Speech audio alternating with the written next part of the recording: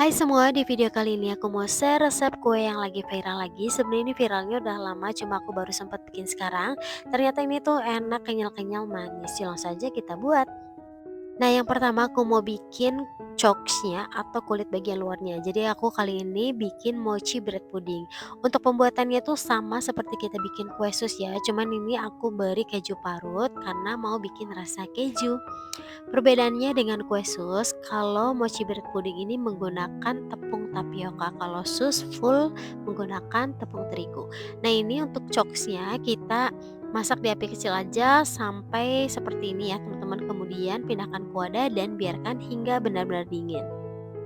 Nah, setelah adonan dingin, kocok 2 butir telur. Gunakan telur yang ukurannya kecil atau kalau ditimbang 2 butir telur itu beratnya sekitar 85 gram.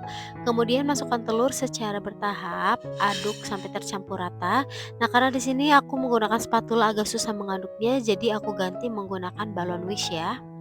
Nah, kalau sudah tercampur rata, masukkan sisa telurnya, kemudian aduk rata kembali.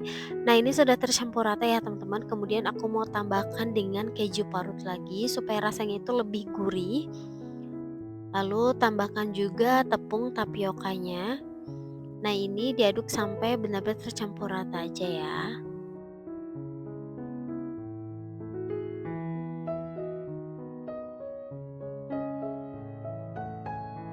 Nah, kalau konsistensi adonannya sudah seperti ini sudah cukup, tidak terlalu lembek. Kemudian cetak di loyang. Nah, ini aku cetak seperti ini aja ya. Untuk satu loyang ini aku cetak 11 pieces. Ini satu resep ya teman-teman.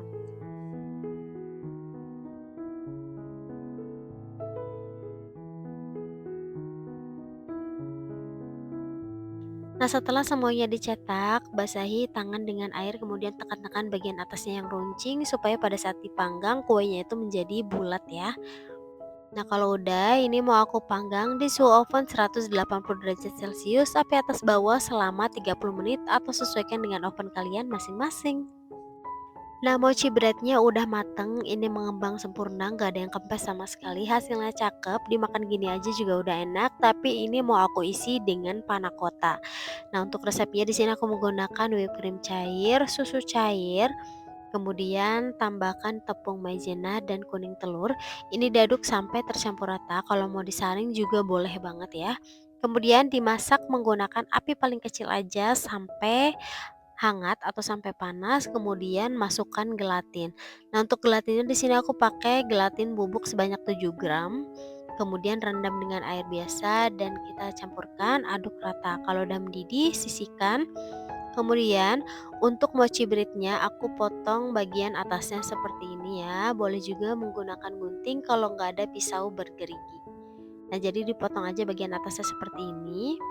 Kemudian karena ini tuh tidak terlalu kopong, jadi untuk isiannya aku buang ya teman-teman.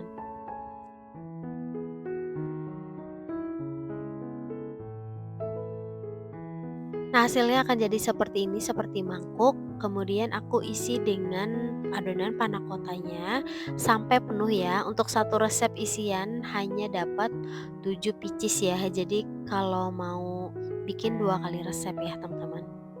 Setelah semuanya diisi, aku simpan di lemari es beberapa jam hingga benar-benar set.